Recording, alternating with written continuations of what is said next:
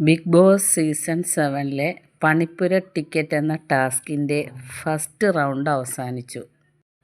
മത്സരാർത്ഥികൾ എല്ലാവരും കൂടി തിരഞ്ഞെടുത്ത ആദ്യത്തെ 5 പേരായ ആര്യൻ, ശരത്, സരിക, രണ, ശൈത്യ ഇവർ 5 പേരാണ് പണിപ്പുര റൂമിൽ കയറിയത്.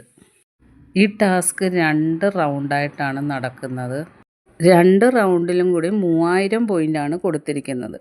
ഫസ്റ്റ് റൗണ്ടിന് 1500 പോയിൻറ്റും 10 സെക്കൻഡിനുള്ളിലാണ് സാധനം എടുത്തിട്ട് വരേണ്ടത്. 1500 പോയിൻറ്റിനുള്ള സാധനങ്ങൾ എടുക്കേണ്ടത്. ഇത്തവണ പണിപ്പുരയിൽ കയറി സാധനങ്ങൾ എടുത്തിട്ട് പുറത്തുള്ള ബോക്സിലൊന്നും ഇടണ്ട. പെട്ടെന്ന് വേണമെങ്കിൽ സാധനം എടുത്ത് പുറത്തോട്ട് എറിയാം. എന്നിട്ട് പിന്നീട് പുറത്ത് വന്ന് എടുത്താൽ മതി.